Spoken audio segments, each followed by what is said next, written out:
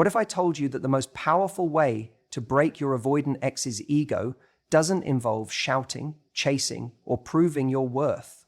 What if the real game changer was silence?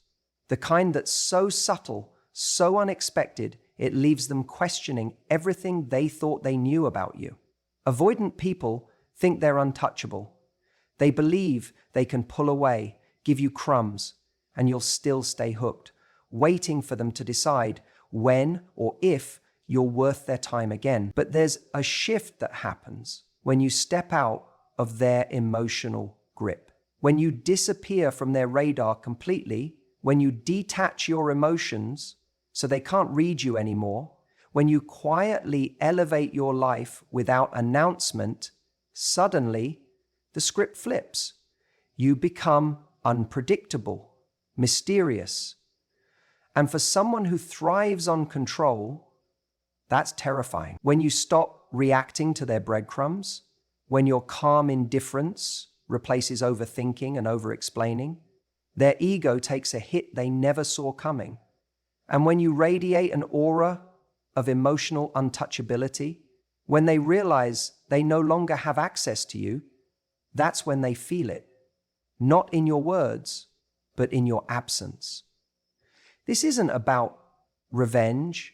This is about reclaiming your power without ever lifting a finger. There's something counterintuitive about it, isn't there? When someone pulls away from us, our first instinct is to do more, to reach out, to check in, to remind them what they're missing, to prove our worth, or to somehow pull them back toward us. But here's the thing you need to understand about an avoidant ex. The more they feel you're still orbiting around them, the safer they feel in their position of emotional superiority. They don't have to worry about losing you because deep down, they assume you're still there. You might not be in their bed anymore, but they believe they still have a seat in your mind. That's why the most powerful move you can make isn't saying the perfect thing. It isn't showing up looking your best. And it isn't even trying to convince them you're over it.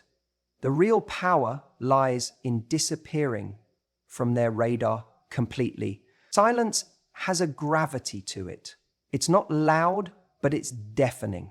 When you go silent, you stop feeding the illusion they've built about themselves, that you're still emotionally tethered to them, that they could reach for you if they wanted, and you'd still be there. Avoidants live in a world where closeness feels threatening and distance feels safe. And when they break things off, they're counting on one thing to soothe their ego: your pursuit, your texts, your calls, your attempts at casual contact. They reassure them they still matter. It's the emotional equivalent of them keeping you as a bookmark, even if they've stopped reading your story. But when you stop showing up, when you stop liking their posts, stop watching their stories, stop sending little feelers into their world, that's when it begins to itch. At first, they'll assume it's a strategy, that you're just trying to provoke them. It certainly doesn't feel that way. But then they reassure them, they'll wait. But as the days turn into weeks, the absence starts to echo. Suddenly they're left alone with a thought they didn't expect. What if they really are gone this time? You see, we don't realize how much power we hand to someone every time we make ourselves available to them after they've withdrawn. We think we're being kind or showing strength by keeping the door open. But to an avoidant, it simply reinforces the belief that they can dictate the terms of connection. They push you away, and you keep standing there waiting for them to return. The moment you remove yourself from that dynamic, you take back your power. And trust me, they feel it. But here's where you need discipline, because silence isn't easy. There will be moments when you want to break it, when you convince yourself that sending just one message, just to remind them you exist, is harmless. But every time you do, you reset the clock. You send them the subtle signal that no matter how much distance they create, they still have a hold on you. And if you've ever wondered why avoidant people don't fear losing you, it's because they haven't had to. They've never had to imagine a reality where you're no longer emotionally available to them. Until now.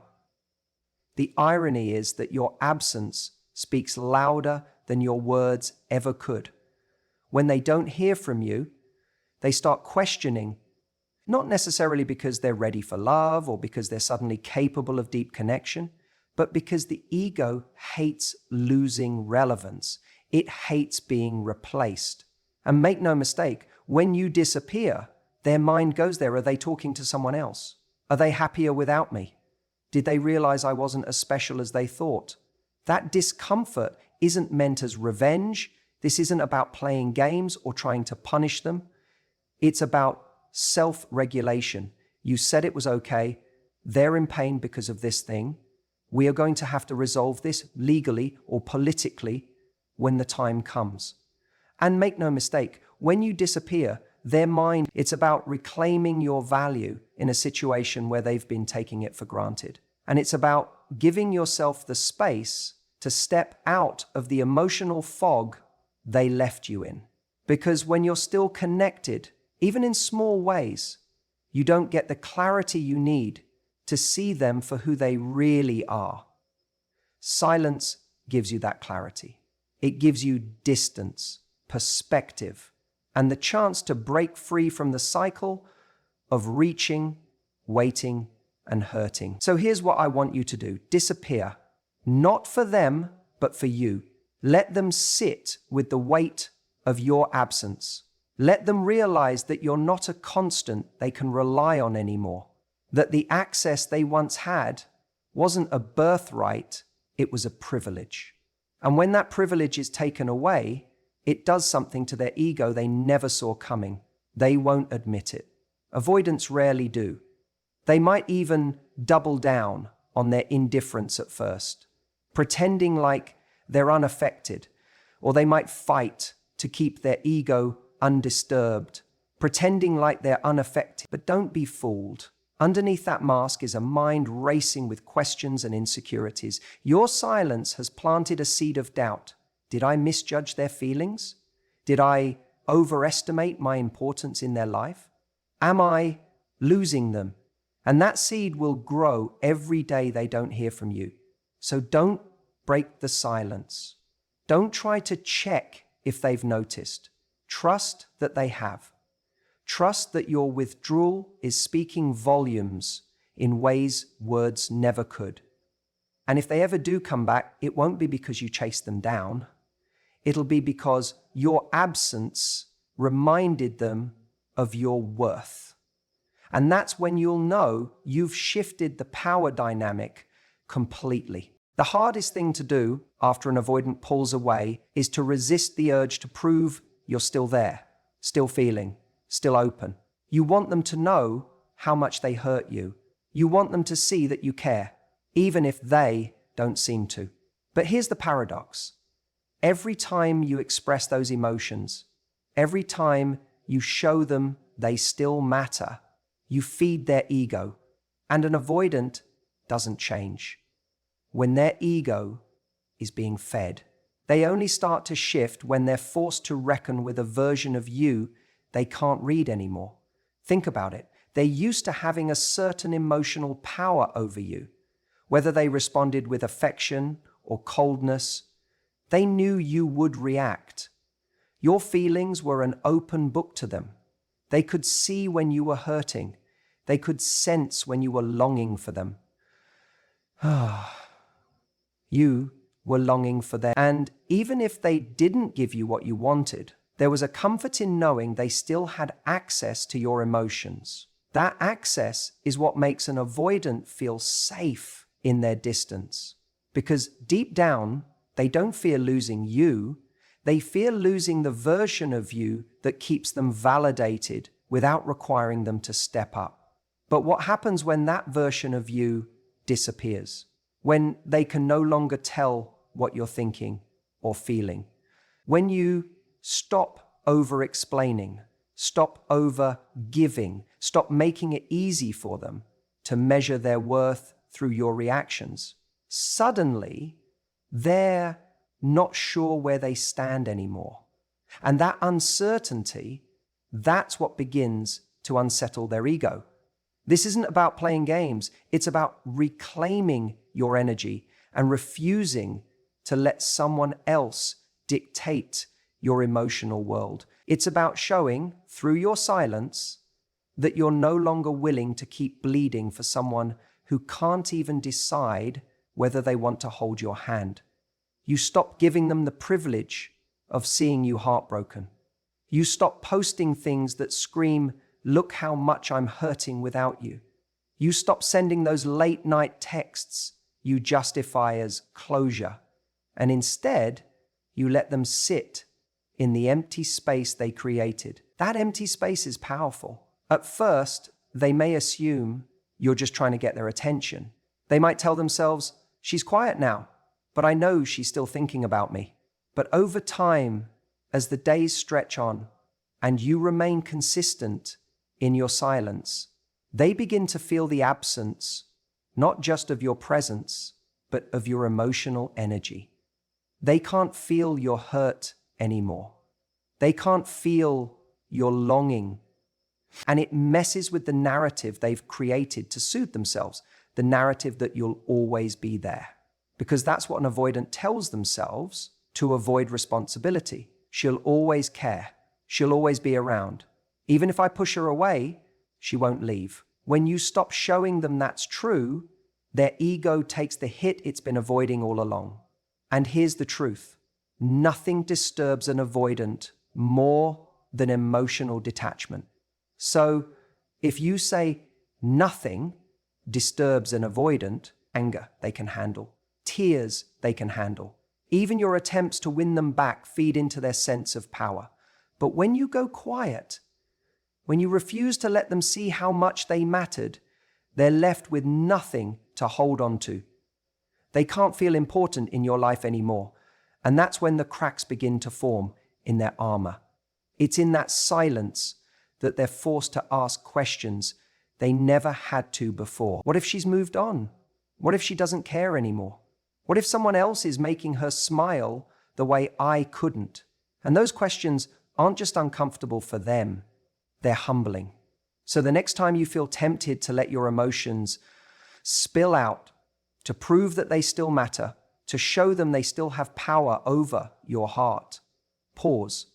Remember that your power isn't in the words you say or the emotions you display. It's in your ability to hold those emotions within yourself, to process them without giving them away to someone who hasn't earned them. Because when you stop feeding their ego, you start feeding your own strength. And eventually, they'll notice the shift. They'll realize the access they once took for granted is gone. And in that moment, the balance of power changes, not because you fought harder, but because you finally chose yourself. You know what's fascinating? People think revenge is loud. They think it's about posting the perfect photo, dropping cryptic quotes, or throwing yourself into a whirlwind of activity that screams, "Look at me, I'm fine without you." But here's the truth. Real power doesn't announce itself. Real growth is quiet. And the most devastating thing you can do to an avoidant ex isn't to make noise. It's to elevate your life so silently and so beautifully that they don't even realize what's happening, until one day they do. Here's why this works. An avoidant expects you to stay stuck. They expect that the moment they pull away, you'll sit there in emotional quicksand, waiting for crumbs, analyzing every interaction, trying to figure out where you went wrong. And the moment you start posting flashy updates about how happy you are, they don't see it as growth, they see it as performance. It feeds their ego because they know you're still trying to prove something to them. But when you stop performing, when you slip into this quiet, graceful energy where you're just living, healing, and upgrading without fanfare, that's when the ground under their feet starts to shift. Imagine this. They open their phone one morning idly scrolling, and there you are. Not with some obvious revenge glow-up post, but laughing in a candid moment with friends, completely in your element. And then, suddenly, they stop. You didn't try to make it look perfect, you didn't try to make it about them, and because it isn't about them, it's magnetic. It's disarming. Suddenly, you're not the person they left behind, you're someone they don't recognize anymore. And that scares them. You see, avoidants have this coping mechanism where they convince themselves you'll always be there if they change their mind. They think, she's hurt now, but if I ever want to circle back, I know she'd take me. That belief cushions their ego. It lets them leave without fully confronting what they've lost. But when you rise quietly, when you invest in yourself, when you start living in a way that makes you proud, they can feel that access being cut off. It's not because you slammed the door, it's because you outgrew the door entirely. Here's where most people go wrong. They rush the process. They want the ex to notice immediately. But if you're elevating yourself for them to see it, it's not real growth. It's just another performance. The power play here isn't about speed. It's about depth. It's about deciding that your life deserves more than waiting for someone to realize your worth. It's waking up one day and saying, this chapter of my life isn't about them anymore. It's about me. And when you do that, when you mean it, you stop needing them to witness it. It's about me. And when you do that, when you mean it, you stop needing them to witness it. And yet, that's exactly when they do notice. It happens in moments they don't expect. Maybe they bump into someone who mentions how amazing you're doing lately. Maybe they stumble across a photo of you and can't reconcile it with the image they had of you in their head. Or maybe it's something even subtler, the absence of your energy. They realize you're no longer checking their stories, no longer liking their posts, no longer sending even a ripple their way. That silence is deafening. What's beautiful about this is that you're not manipulating them. You're not trying to get a reaction. You're just showing up for yourself in a way you probably should have all along. And in doing that, you're showing them, without saying a single word, that their chapter in your story has ended. That's what rattles their ego. They thought they could come back any time. Now, they're not so sure. You don't have to announce that you're thriving. You don't have to explain your transformation. The people who truly matter will see it. And the people who don't, they'll feel it anyway. So let your silence and your progress do the talking. Let the contrast between who you were and who you're becoming speak louder than any words ever could. And when they finally notice, when it finally hits them, you won't even care. Because by then, you'll have realized the most powerful truth of all. Their validation was never the thing you needed. When an avoidant ex reaches out, your first instinct might be to either lash out in anger or pour out every lingering emotion you've been holding back. But that's exactly what they're prepared for. They're expecting you to either be furious or still desperate for connection. And here's the thing. Both reactions feed their ego. Both let them feel like they still have power over your emotions. What they're not prepared for is calm indifference. So what they're not prepared for is calm indifference. They don't know how to handle a version of you that isn't triggered by their presence. That's where your power lies. When you respond from a place of neutrality, you're showing them something they've never seen before. You're showing them that they no longer have access to the part of you that they used to manipulate, soothe, or push away. A simple, hey, hope you're doing well, without any added warmth or bitterness, is enough to throw them completely off balance. They don't know how to interpret it. It doesn't confirm their fear that you've moved on, but it also doesn't feed their fantasy that you're still emotionally tied to them. It leaves them in this limbo, wondering, wait, what's going on here? Why do I feel like I can't read them anymore? And that's the goal, to become unreadable to them, because an avoidant ex thrives on predictability. They know how to handle the person who's still emotionally invested, who still flares up when poked, or who immediately melts the second they show the smallest sign of attention. They know how to handle chaos and passion because it reinforces their story that they are needed, desired, and still central in your emotional world. But when you remove all that noise and offer nothing but calm, light responses, you take away the script they've been relying on. Picture this. They send you a random, "Hey, been thinking about you" text out of nowhere. In their mind, this is their fishing line. They're not necessarily ready to commit, but they want to see if they still have access. If you fire back with, "I've missed you so much, I can't stop thinking about us," they know they've got you. If you reply with anger, "Don't text me, you hurt me too much," they still know they've stirred something in you. Both reactions put them back in the driver's seat.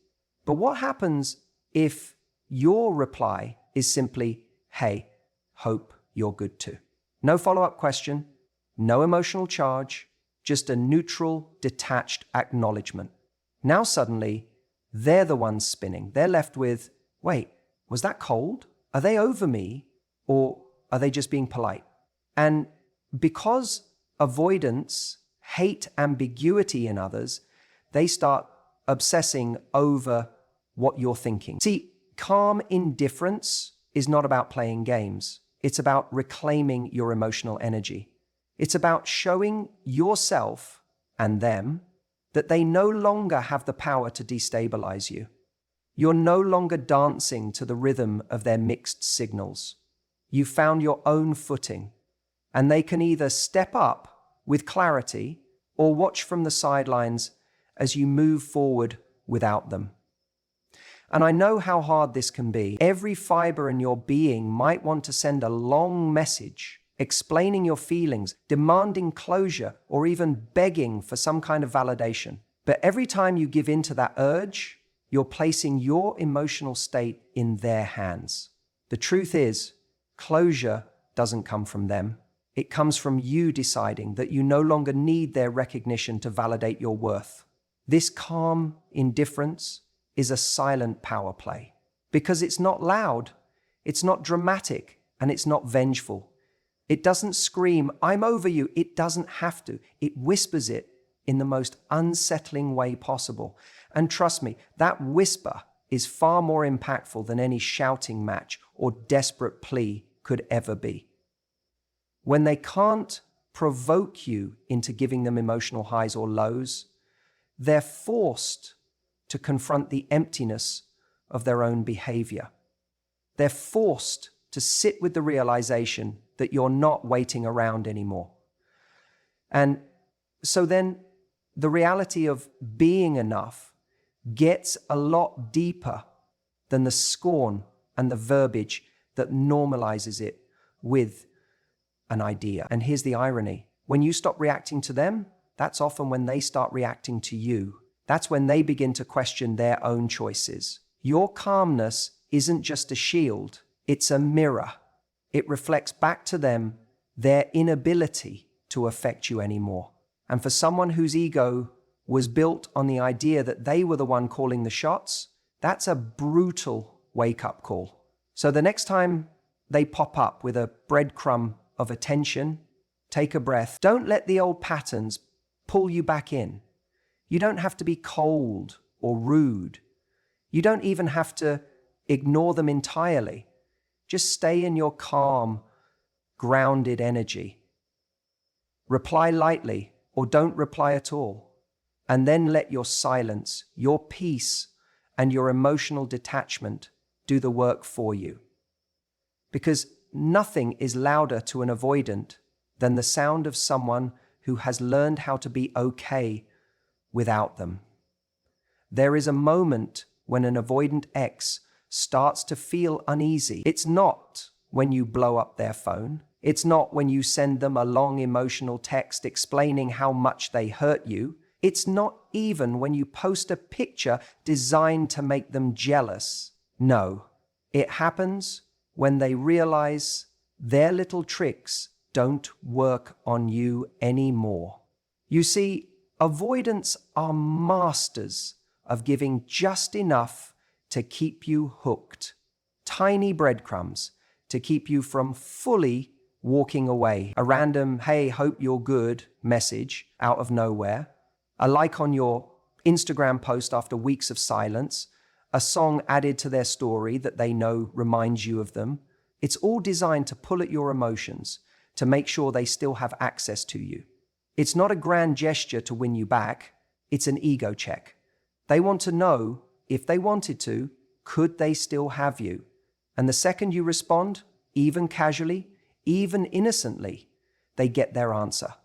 They want to know, if they wanted to, could they still have you? And the second you respond, even casually, even innocently, they get their answer. Their ego stays intact. They don't have to face the uncomfortable truth that they're not as important in your world as they assumed. But what happens when you don't respond?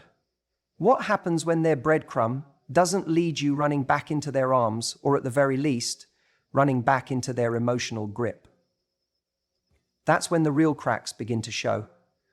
When you don't take the bait, you break the unspoken dynamic they've been relying on. And you don't take the bait, you break the unspoken dynamic they've been relying on. For the first time, they're not sure they matter anymore. And for someone who thought they could always control the distance in the relationship, that's a deeply unsettling feeling. It's not easy though, because every fiber of your being wants to react. You want to fire off a quick reply. You want to show them you're still there, still warm, still available in some way. Maybe you even tell yourself you're just being polite, but deep down you know the truth. You're giving them the validation they're fishing for. And as long as you do, they don't have to change. They don't have to take responsibility for how they treated you. They don't have to come back with intention because they already know you're still emotionally available. This is why silence is so powerful. Not coldness, not bitterness, silence. The kind of silence that says, I've moved on to a place where your crumbs aren't enough for me anymore. That's something that sometimes we can't get to. When they don't get a reaction, they're forced to sit with a new reality. Maybe for the first time, they have to ask themselves questions they've been avoiding. Did I underestimate what I had? Did I push too far this time? Have I lost my hold on them completely? And you're not doing this as a manipulation tactic. You're doing it because you've realized you deserve more than half-hearted efforts and breadcrumbs of affection, because you often do not deserve full acceptance in favor and breadcrumbs of affection. You're no longer willing to be someone's emotional safety net, someone they check in on just to soothe their own ego while giving you nothing real in return. The truth is, someone who genuinely wants to be in your life will show it with consistent, clear actions. They won't play games. They won't test the waters with breadcrumb messages. And the only way to find out if your ex is capable of stepping up is to stop rewarding the behavior that kept you stuck in the first place. So the next time they send that vague, non-committal text, pause. Don't rush to reply. Don't analyze it with your friends for hours. Don't even let it pull you out of the peace you've been building. Instead, remind yourself that your silence speaks volumes. It says you're no longer interested in shallow interactions. It says you're no longer willing to dance around their avoidant tendencies. It says you've risen above the need for their crumbs because you've started baking your own damn bread. That's when the power dynamic flips, because if they really care, truly care, they'll stop testing the waters and dive in fully. And if they don't, then their silence will answer every question you've been asking yourself. Either way, you win. And the best part? They'll never see it coming. Hide under a boo, suffer, survive, and live the best of your life. Think about it. You know what truly shakes someone who once believed they had power over you? It's not anger. It's not tears. It's not some grand revenge plan you post about online. It's when you reach a point where you no longer need their validation at all. That's the ultimate shift, because the moment you stop orbiting around their approval, you create an energy they can feel even in your silence. It's this quiet, unshakable confidence that radiates from you. Not because you're trying to prove anything, but because you finally realized you don't need them to feel whole anymore. Avoidant people are often used to others bending, waiting, hoping. They expect you to sit in the wings, to let your emotions stay tied to their inconsistent behavior. But when you take a breath and step back, when you stop trying to read into every breadcrumb they leave behind, you begin to detach in a way they never anticipate. You're no longer predictable. And that unpredictability, that unnerves them more than anything else. What they never expect is that you'd grow so strong they couldn't touch you anymore. Not because you're bitter, but because you've outgrown the dynamic entirely. That's where the real power is. It's in those moments where you could respond, but you choose not to. Where you could engage in the same old pattern, but you don't even feel tempted anymore. Not because you're forcing yourself to act strong, but because you've realized their opinion no longer defines you. When you get to this place, something shifts in them too. At first, they'll assume you're playing a game, that you're trying to make them chase, but then time passes and they notice the difference. You're not angry. You're not performing. You're just gone from their emotional radar. That's when the ego hit really lands. Because for someone who struggles to form deep connections, seeing you detach so fully makes them question everything. This doesn't mean you have to become cold or guarded, quite the opposite. It's about becoming so full within yourself that their presence or their absence no longer shakes your core. You create a life so rich, so emotionally fulfilling that they can't help but notice the glow about you. And the truth is, you're not doing it for them. That's why it's so powerful. You're doing it for you. Here's what happens. They begin to wonder how you went from needing them to not even thinking about them. They'll replay moments in their mind, trying to pinpoint when they lost that grip they thought they had. It's subtle, but it's devastating for their ego because they realize they're no longer the center of your emotional world, and maybe they never really were. The best part is, this doesn't require words. It doesn't require long conversations or carefully crafted texts. Your silence, your absence, your calm, it speaks louder than anything you could say. That's what truly breaks the avoidant ex ego. Not to punish them, not to hurt them, but to show, without showing, that their chapter in your life has closed and you didn't need them to write the ending. The irony? That's often when they come back.